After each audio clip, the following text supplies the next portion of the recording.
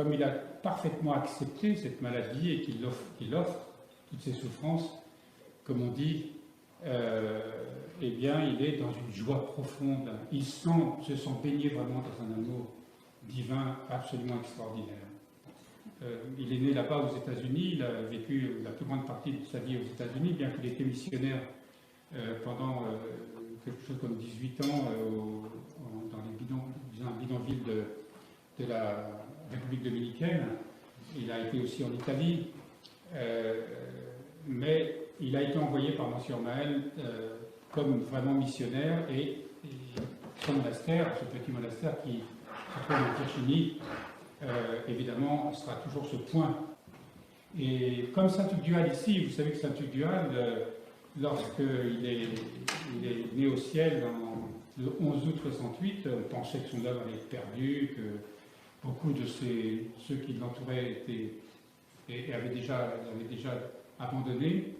Et seulement lui savait prophétiquement que 10 ans après, un monastère naîtrait sur cet humble ermitage. Et bien là-bas, eh bien, nous sommes convaincus qu'il en sera ainsi. Nous ne connaissons pas l'heure, nous ne connaissons pas le temps, nous ne connaissons pas les circonstances, mais il est certain que tout ce que nous vivons par amour, et nos maladies et nos souffrances aussi, lorsque nous les vivons par amour pour Dieu, mais par amour aussi, à cause de cet amour que Dieu nous donne et qui nous donne envie de nous donner nous aussi, eh bien, à nos frères, à l'ensemble du vivant, eh bien, il y a une sorte de miracle qui se produit à chaque fois. On le sait toujours, le sang des martyrs, n'oubliez pas ce que le sang des martyrs du sang, ceux qui étaient sacrifiés, comme nous le savons, mais ceux qui, par leur sainteté aussi, c'est ce qu'on appelle le martyr blanc, et eh bien, il y avait même chez les Celtes un martyr vert, ceux qui s'exilaient et qui ne revenaient jamais dans leur pays, dans leur famille, et qui, pour l'amour de Dieu, allaient dans les contrées lointaines apporter le Christ aux hommes. Alors, c'est vraiment, il vit tous ces derniers temps dans un grand abandon, une grande sainteté de cœur. Vous connaissez tous ceux qui le connaissent, vous savez à quel point c'est un saint homme, à quel point il fait du bien de parler et de vivre avec lui, à quel point nous l'aimons et à quel point il nous aime aussi. Mais la mission des États-Unis ne fait que commencer, et par le don de sa vie et par sa sainteté, nous avons la certitude que là-bas, il y aura une éparchie qui se développera dans les temps futurs. Alors, donc, quelques nouvelles de Monseigneur Paul. Déjà, Père Denis vous a dit qu'il était entré en agonie. Je l'ai eu assez longuement, c'était quand déjà vendredi soir, je crois. Vendredi soir, il était un peu shooté par évidemment les antalgiques, mais il est tout à fait conscient et on a pu préparer son départ, évidemment, et puis converser, échanger sur un certain nombre de choses. Dès le lendemain, ça s'est dégradé brusquement. Donc, hier samedi, il ne pouvait plus parler, il ne pouvait plus se lever, mais il reste conscient, évidemment, et sa belle-sœur, Stacy, me donne des nouvelles régulièrement. Et dans les derniers messages que j'ai reçus ce matin, donc, ils ont récité, ils disaient une chose, ils récitaient le « Je vous salue Marie » en français. C'est une famille d'origine française, mais ils connaissent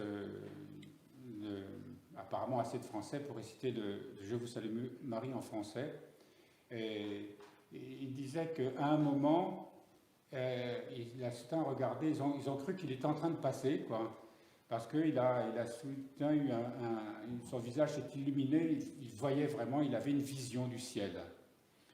Il y a une chose aussi qui est une bonne nouvelle, c'est qu'il ne souffre plus, parce qu'il souffrait beaucoup, beaucoup. Et donc il fallait évidemment des antalgiques très puissants pour cela, donc il souffrait moins, mais là il ne souffre plus. Donc c'est une grande bénédiction. Alors Stacy me disait qu'elle avait fait aussi une onction de Saint-Tugdual, de l'huile de Saint-Tugdual.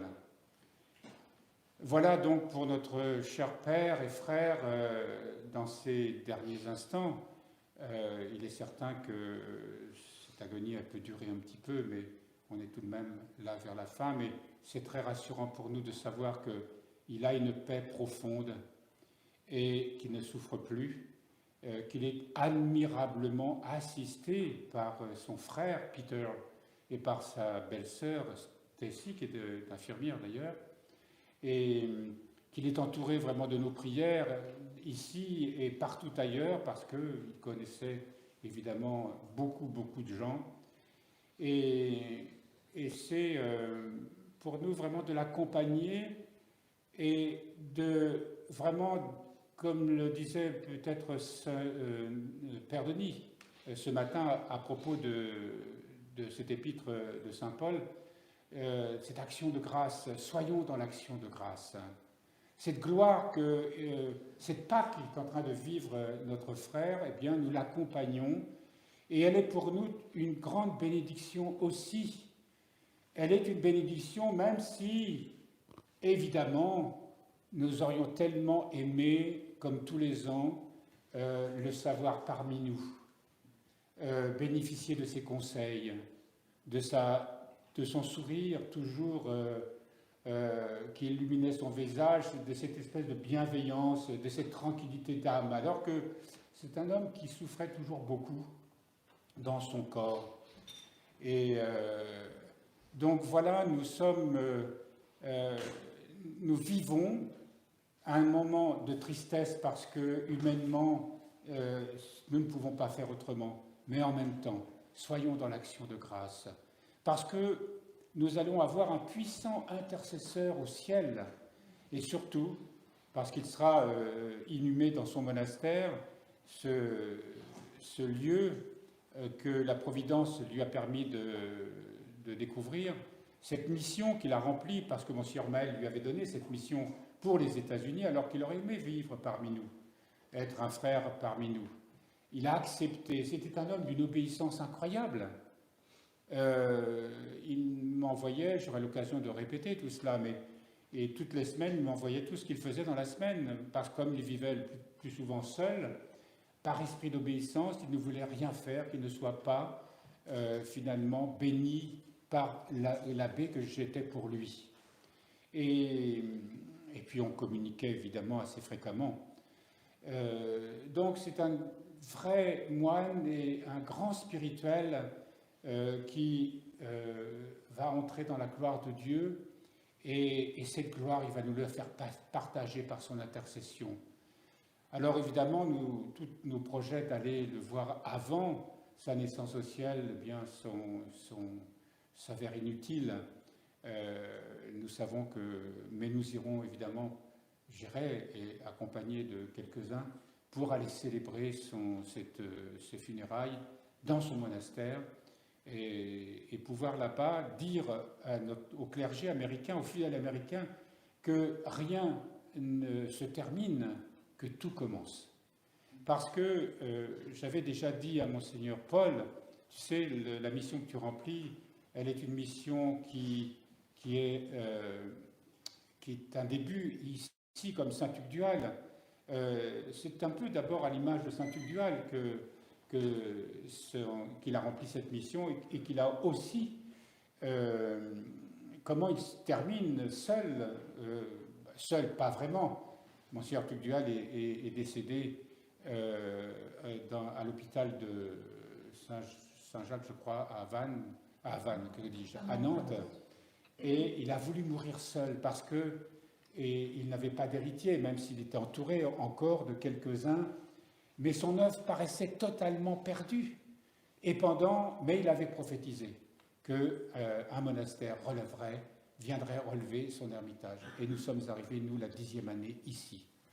Donc pour notre cher père, Monseigneur Paul, il en sera ainsi. Dieu seul sait quand ce monastère, cet ermitage, deviendra un monastère comme ici, mais nous pouvons avoir une certitude, c'est que Dieu déjà sait qui va le remplacer, qui va poursuivre cette œuvre. Et je parle du lieu où il habite, mais n'oublions pas qu'il a un clergé, et il y a aussi Père Robert que nous connaissons, qui va venir, que j'ai eu au téléphone très récemment évidemment, et qui va venir faire une retraite ici prochainement, qui parle français, si c'est important. Et cette œuvre va continuer, et c'est la première fois qu'aux États-Unis on peut dire que quelqu'un a semé, et c'est une semence qui ne demande qu'à croître, pour peu que nous y mettons toute notre foi et notre certitude que grâce à tout ce que notre cher frère a accompli dans la solitude, dans la souffrance, mais toujours dans une foi inébranlable et dans la certitude que faire la volonté de Dieu, eh bien, ne peut que apporter des fruits extraordinaires. C'était un peu le thème de l'évangile de ce matin. Nous avons médité hier soir une homélie de Saint Basile le Grand sur justement cette fameuse vigne que nous représentons. Le Père Paul a planté une vigne là-bas aux États-Unis, et c'est une vigne qui deviendra un jour bien, une très grande vigne avec des rameaux qui s'élèveront jusqu'au ciel.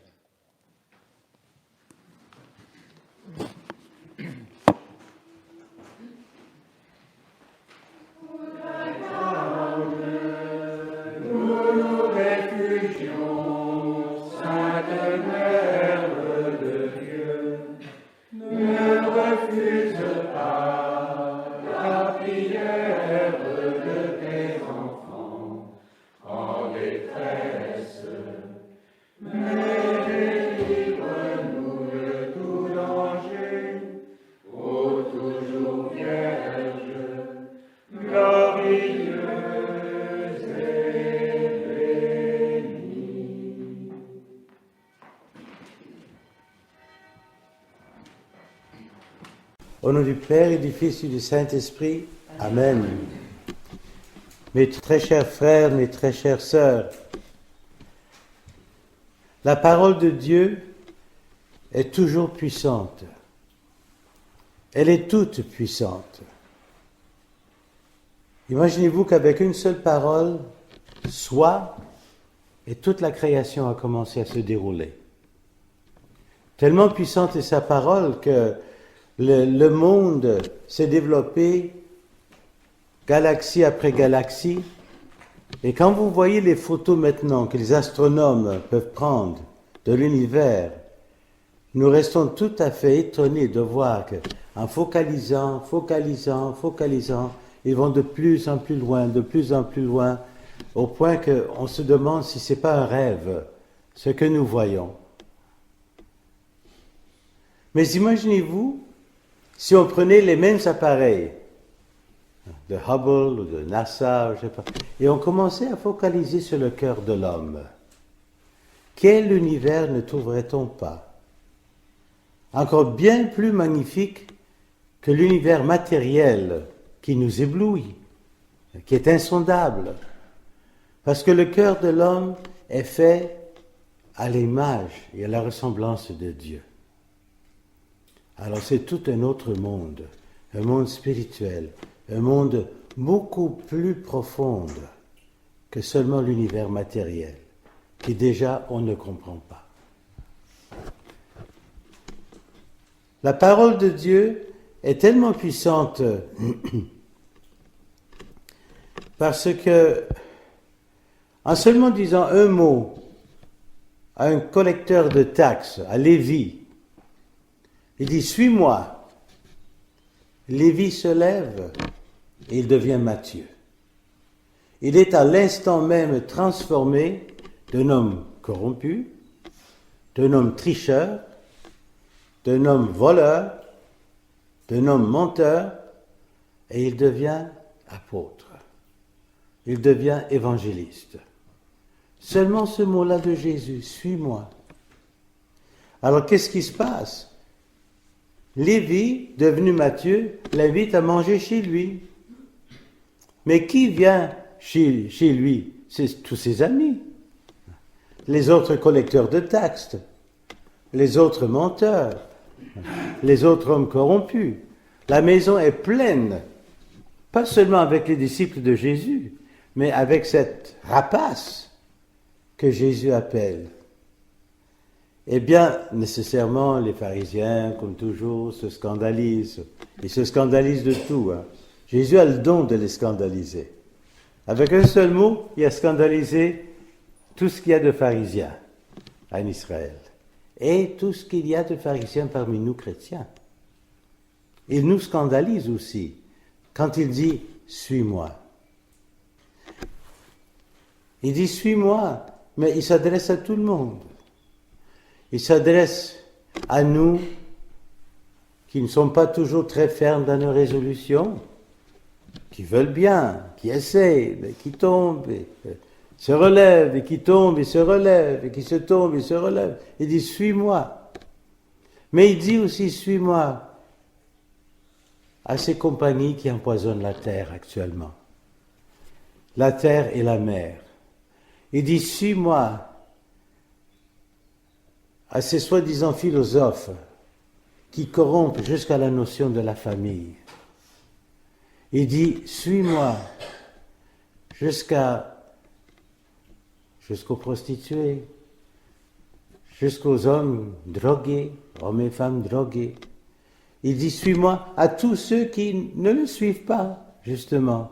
C'est un appel, c'est une parole, mais une parole toute puissante si seulement on l'écoute. Alors, aujourd'hui, cette parole-là, nous devons ouvrir nos oreilles. Nous devons dire, oui Seigneur, j'entends mal, je n'ai pas souvent écouté ce que tu me disais, mais je sais que dans le fond de mon cœur, tu me parles toujours. Tu me dis, fais ceci. Sois un peu plus patient avec un tel ou une telle qui a l'art de nous impatienter. Dis, sois plus honnête dans tes paroles et dans tes gestes. Ne mentez pas à ton prochain, et ni surtout à toi-même. Ah, les mensonges qu'on se raconte. On est menteur quand on ne suit pas la parole de Dieu. Parce que la parole de Dieu est vérité. On dit toujours, ah ben je suis trop fatigué pour prier. Je suis trop fatigué pour lire l'évangile. Je suis trop fatigué pour faire de la charité à mon prochain. Je suis trop, etc. On trouve mille et mille excuses pour ne pas écouter cette parole de Dieu. Mais tu le peux. Lève-toi là maintenant, reste pas au lit. Tu es réveillé. Prends un passage de l'Écriture et lis-le. Le bon Dieu nous parle continuellement si seulement nous voulons écouter. Mais si nous pouvions écouter au moins cette parole-là, suis-moi, eh bien, tout ce qui changerait dans notre vie. Parce que Dieu est là, il nous aime. Il nous aime tellement qu'il a créé cet univers pour nous. Qu'il a créé l'univers de notre âme pour nous et pour lui. Il veut que cet univers intérieur que nous sommes soit transformé, sanctifié, purifié, béatifié, qu'on puisse le suivre. Et le suivre où? Le suivre jusqu'au ciel. Il nous invite à aller au ciel. Quand il dit « suis-moi », ce n'est pas pour nous lever sur un mauvais chemin. Je suis la voie. Jésus est la voie que nous devons suivre. C'est pas compliqué. On n'a qu'à suivre Jésus. Et Jésus dit, je vais, et je vais vous amener avec moi. Et mes frères et mes sœurs, quelle belle parole. Quelle joie dans notre âme si nous pouvons oublier tous les fracas du monde, tous les mensonges des politiciens, tous les mensonges que nous racontons à nous-mêmes, si nous pouvons au moins dire, bon Seigneur, libère-moi de mes entraves, libère-moi de mes menottes, emprisonné par toutes sortes de fausses idées, de fausses actions. Libère-moi, car tu connaîtras la vérité, qui est Jésus lui-même. Tu connaîtras la vérité et tu seras libre. Tu découvriras la liberté. Et c'est cette liberté-là que Jésus nous propose en disant « Suis-moi ». Et je te promets, si tu le fais, et si moi aussi je le fais, nous serons éternellement heureux et éblouis par la beauté et la bonté de Dieu. Au nom du Père et du Fils et du Saint-Esprit. Amen. In the name of the Father, and of the Son, and the Holy Spirit. Amen. Hello, my dear brothers and sisters. It's been a week since we've had a chance to talk to each other, and I thank you very much for all your kind comments, and for your economic help for my chemotherapy sessions. I really appreciate the help that you're giving me. Last week we spoke about Our Lady the Gatekeeper, if you remember, the whole story that began, in the 9th century, and then ended up just this year in Honolulu. But today we're going to talk also about the Mother of God, a little differently, less specifically in that sense. We also call Mary, the Mother of God, the Theotokos.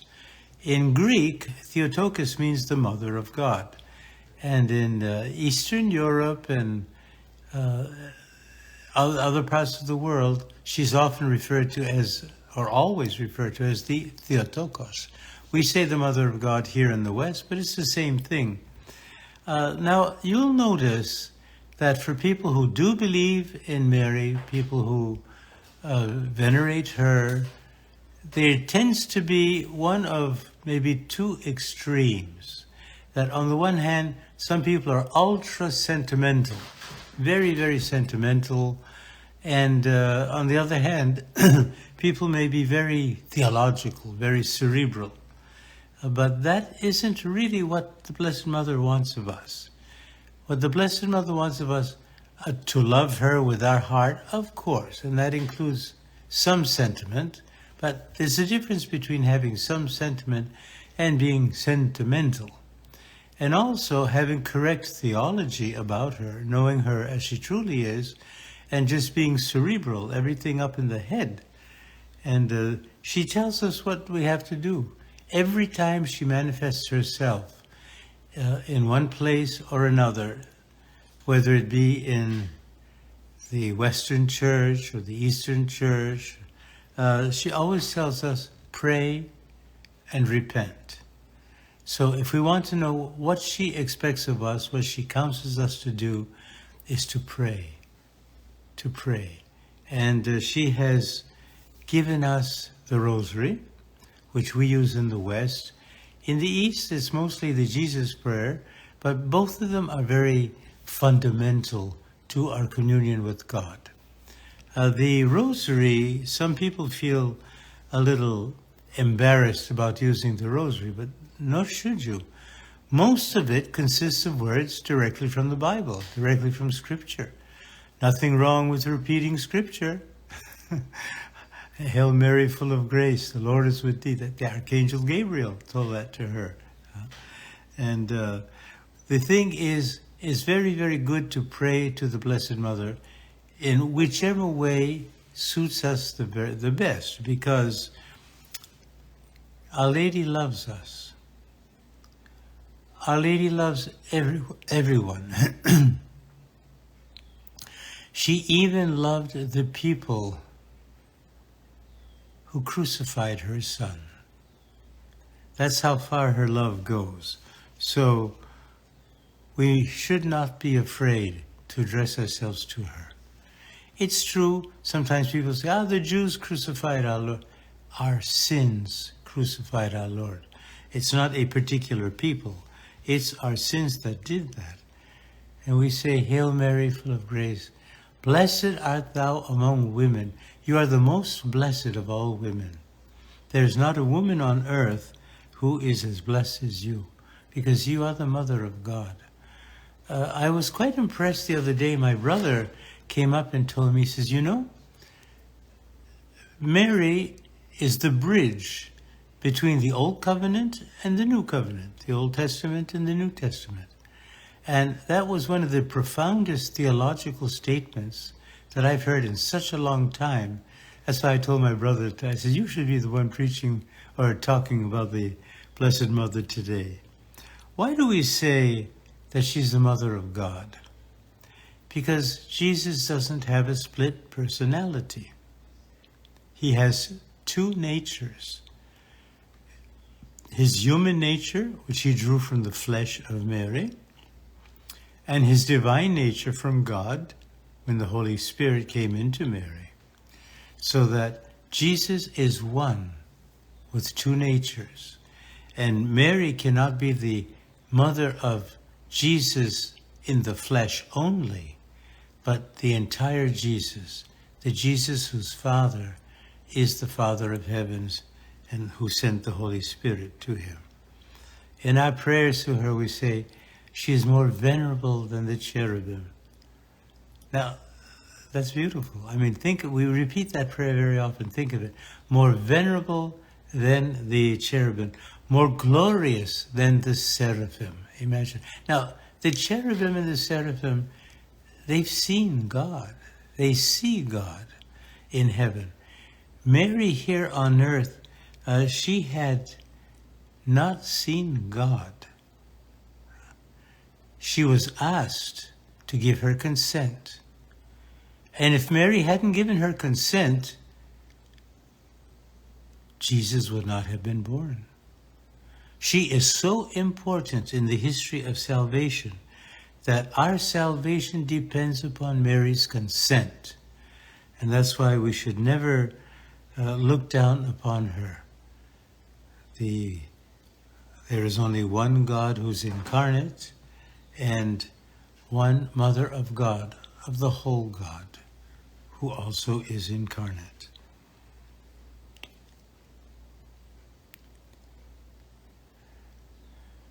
For us to have purity of heart, Mary is all pure. We always call her the all pure, the all holy. She's all pure, and we can only become pure to the extent that we become humble. Mary was very humble. When the Archangel Gabriel asked her to become the Mother of God, she didn't feel worthy. She had no idea how this could take place. And she didn't want to be. She didn't accept right away until the Archangel Gabriel explained to her. He explained to her. And that's why her consent results in our salvation. How glorious that is for the Mother of God. And that we have to realize, some people get confused. They think that when we speak of veneration to the Mother of God, that means that we adore Mary. No. There is a difference between honoring and venerating someone, and especially in this case Mary, and adoring. We only adore God. We don't adore Mary. Oh, we say that currently sometimes we're speaking to people who say, oh, I adore you, I love you, this and that. We use the word loosely, but in the strict sense of the word, we honor Mary, we venerate Mary, but we do not adore her. There are some people who like to say that, oh, but she had other children, because there's a passage in Scripture which says, one of the apostles to Jesus, your mother and brothers are here waiting for you. So they say, you see, Jesus had brothers. Mary had other children. No. Can you imagine the one who was chosen by God to be the Mother of God through the Holy Spirit is going to say, all right, I'll go to bed with St. Joseph, now we'll make other children. It's really, really insulting to Jesus to think like that. It's because English as a language for translating the things of Scripture is very inadequate, unfortunately. It's very inadequate. So much so that even the King James Bible, it was so full of mistakes that King James himself, who had fostered the translation of when he saw some of the mistakes, he took the Bible and he threw it in the fire. So badly translated was it. And yet, that's why we have to be very careful with the things. When we say brother in Semitic languages, that's true of Arabic today, it's true of Hebrew, it's true of Aramaic, which is the language that Jesus spoke. It can mean half-brother. It can mean cousin. It can mean a close relative. And sometimes it also means literally one's brother. So in this sense, we could say half-brother because Joseph, the great Saint Joseph, the glorious Saint Joseph, so poorly known, unfortunately, on this earth. Saint Joseph was a widower, and he had children. And these children are the so-called brothers of Jesus because he adopted Jesus, but they were his half-brothers. So Mary is the bridge between the two testaments. We understand these things when we acquire great purity of heart, great humility of heart. This humility comes through purity. St. Peter, in his epistle, tells us we are partakers of the divine nature.